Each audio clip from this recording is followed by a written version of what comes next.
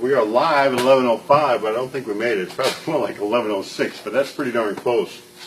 I think today we're going to talk about just before you turn the key. We've got John's car coming up, and I'm sure he's getting excited. We're getting excited. We need to get it out. It's time for it to go home, and we've got 2 or 3 or 4 more turnkeys coming up. So I think what we'll go over today is what you need to do just before you're ready to turn the key. I'm BC with Spirit Cars. We are live at 11:05, and behind the camera there is Josh, the voice of Spirit Cars. My tip of the day, and we always do it.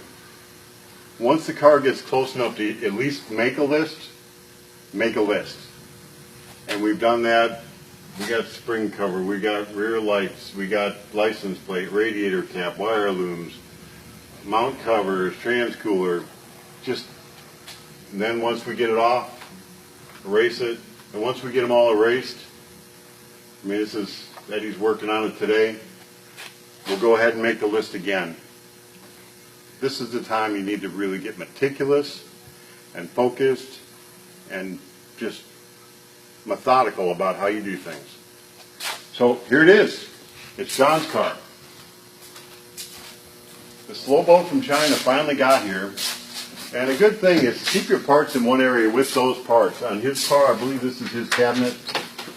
We've been keeping his parts in one spot. Right now they're kind of around the car, but when you're building the car, don't, just for the ease of getting it done and not losing parts, don't mix all your different cars together. Keep one car in one area. We happen to have these compartments here, but I'm waiting a long time for this. This will be cool. Let's set it on here, see what it looks like.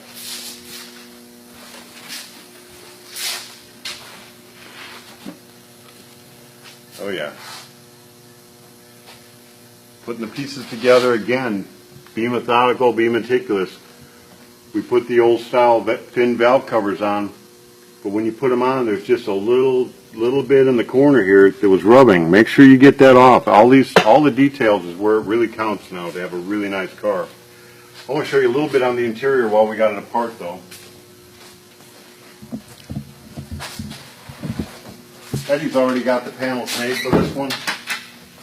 And this car actually gets a fiberglass top that's been upholstered. So you'll see that coming together.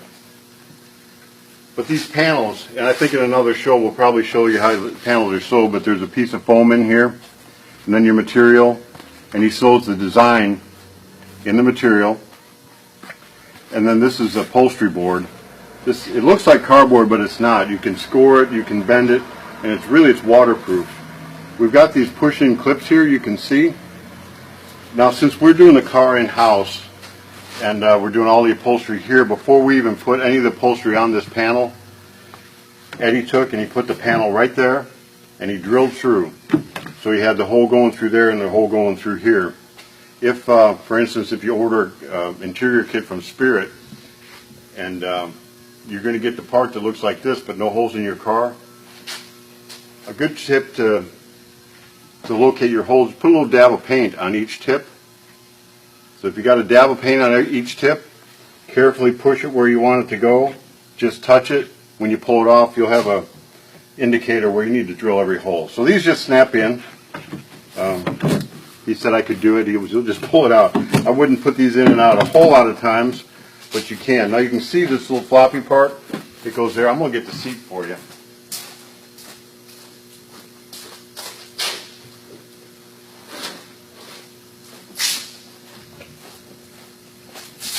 We have the exact opposite in the fiberglass of the insert. And again, he's got it upholstered, all sewn together before it's glued in. You can see this is a Spirit car, the way we build it. It doesn't have to be this way, but this is how we do it. Our master cylinder's under the seat. Our battery box goes under the seat. We've got holes for your seat belts. And you can see where we bolt the body down in the back here. Now it seems like there's a lot cut out here.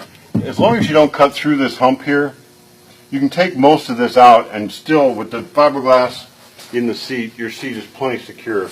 But one last thing before we put the seat in, this is a very convenient place to put your radio. It'll slide in there. You can access it from under the seat. Get all your wiring done under there.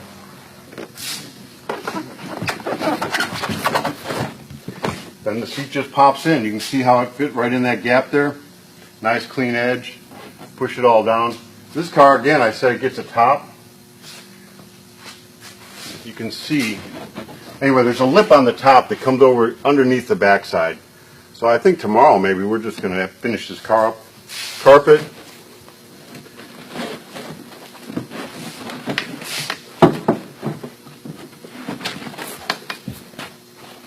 We sew it, and we have a groove here for your brake pedal. A nice pad that's sewed in. There'll be a boot that goes over for your shifter. And Eddie will usually take and sometimes use maybe black on this floor. I don't know what it's supposed to be, or maybe a white. Do the boot, and it'll have all the chrome around it then. One of the hardest parts of locating where your body goes and getting the shifter in the right spot, the shifter arm will come off, but it still puts it off pretty high. You've got a bolt, and a bolt, and a bolt, and a bolt. So you have 4 bolts on the car. If you go ahead and put the motor in with the shifter on, and you use the 4 bolts as locating holes because there's holes on the frame itself, and get your location for the shifter. If you do that, you can always measure from the holes in the body and at least get the rough cut for your shifter and set the body down on top of that. If you don't do it that way, it can be done, and I did it for several years before I figured out this is easier. You can go underneath and mark it and cut it, but you're taking the body off and on a couple times, and that's this is just a much easier way to do it, so that's a tip you could probably use.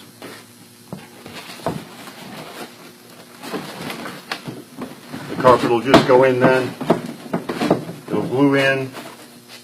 Door panels snap on the same way. There's a panel in here that snaps on the same way. On a tall windshield, we always use a support rod. So these aren't on yet, but our tall top needs the tall windshield. We're just starting to get some of the details done here. We're going around. We need to buff a little bit more on it, but we've got some of the buffing done, and I'm starting to like it. It's about ready to turn over. So if it don't turn over tomorrow, it will definitely turn over this week. All the parts are here, Josh? Yes. So we're ready to just finish it. Again, big thing, once you get to this point, your list is at least small enough to put on the board. Go through that list, take stuff off, keep adding to it. I don't care if it's just adding the transmission fluid, adding the fluid in the radiator, adding oil. Every minor thing, get on your list so you know that you get it done.